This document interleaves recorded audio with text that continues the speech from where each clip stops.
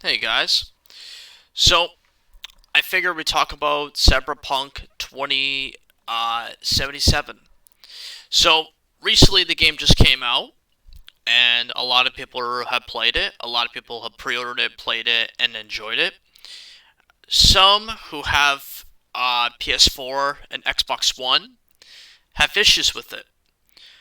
Now, apparently, from what I've heard from a lot of articles and reviews and a lot of YouTubers, this game had suffered through bugs, glitches, and everything. Now, obviously, this is only happening for people who bought in the PS4 and Xbox One versions.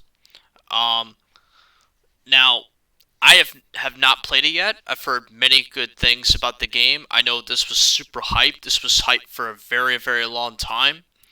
I know a lot of people have been really wanting this game to come out. And I know that the game got delayed like 3 times, and it finally got pushed back to December, and now it finally comes out. People have bought it, people have played it.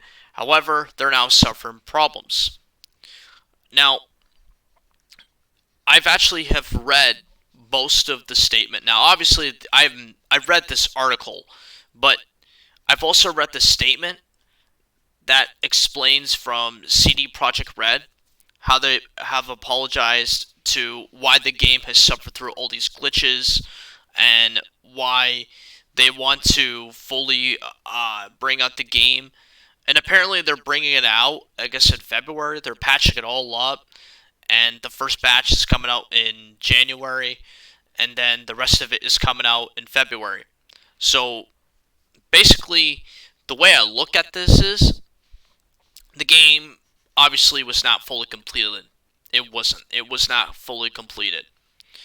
And I think everybody knows that by now if they're suffering through all these patches and glitches and shit. Um, Now it kind of reminds me a lot of companies like Bethesda who suffered through Fallout 76 when that game got announced and people were very hyped about that game. And then when it comes out, the game was not fully completed. It suffered through many glitches, bugs, and obviously it went through many, many patches. And obviously, Bethesda kind of lost its fan base because of it, because they started putting loot boxes and everything. Now, and this also kind of started actually before all this even started. From my understanding, was from the fact that people showed early gameplay and showed like footage of Cyberpunk 2077, and obviously, CD Projekt Red took it down because they obviously didn't want this game to be shown to the public because they kind of wanted to kind of keep it until the game was fully completed. But of course, that didn't happen because obviously people that have PS4s or Xbox Ones, they went through hell trying to get this game to work. And obviously this game, if you look at it on PS4 and Xbox One, it doesn't look like a game that would actually look good on those consoles. Like if you look at like PlayStation 5, you look at Xbox Series X, or as I like to call it, the Xbox Fridge. If you look at those two newer consoles, they look 100 times better than they do on PS3 and Xbox One. And you know what? From what I've heard from people, have said like it could be because they don't fit on those consoles, or maybe they don't have the capacity to fit into those consoles. That I can agree because that has happened before with many games, right? And that could be what it is. I think that's kind of what it is too, because there are some games like companies that make games. They probably like from this. It could be that they probably did not get um the kits for for PS3 and Xbox One to fit this game. I could be wrong. I'm just saying that's just what a lot of people have been saying, and I'm just agreeing with what they're saying. But I'm thinking that's actually the case because that's happened before with many times with games.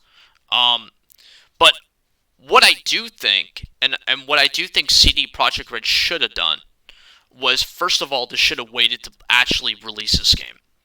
I know people may hate me for saying that, but I'm just saying because if they're suffering through these many issues with bringing the game out and with all these patches and bugs and shit, I think they just should have waited to release this game. I can understand why they did, because obviously it's Christmas time and they want to release it as soon as possible. And obviously they people have pre-ordered it and people have wanted it and it's been in high demand for quite some time. Like, I totally get it, but if the game is not fully completed, then that's a problem. Like, that means that this game ain't ready yet to be out in the public. Like, there's been many games, like I mentioned, Fallout 76 is an example. Um, Mighty Number 9 is another example. Um, you look at many games that have been out over the years that have suffered through many glitches and shit.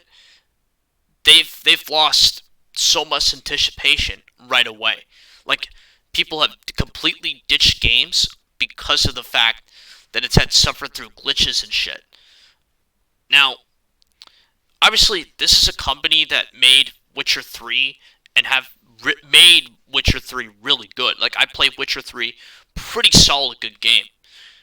So, it kind of does disappoint me that you have a big company like CD Projekt Red that would kind of rush this game without realizing that it needed patches. So, but I do like the fact though that they're actually giving refunds to players. That part I really like seeing, because there's people that have, like, obviously paid a lot to play this game. Like, if you look at how much games are nowadays, it's it's just crazy. Like, in the US, like, this game was probably like $70 or $60, where in Canada, if you bought the PS4, Xbox One version, or PS5 or whatever, like the PS4 and Xbox One versions, they're $80 in Canada. In PS5, they're about, I gotta say, the same amount. It could have went up to like another $10. I don't know, but it's definitely up there. So yeah, obviously people have paid a lot of money to even get these games.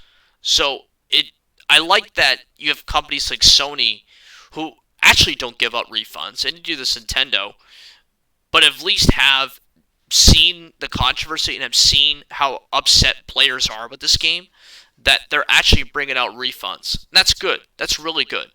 And I think that that's a good way to get people to not feel disappointed over this game. Because if they didn't do that, then this game, like, people would have automatically ditched this game completely. This game would have easily lost a lot of respect.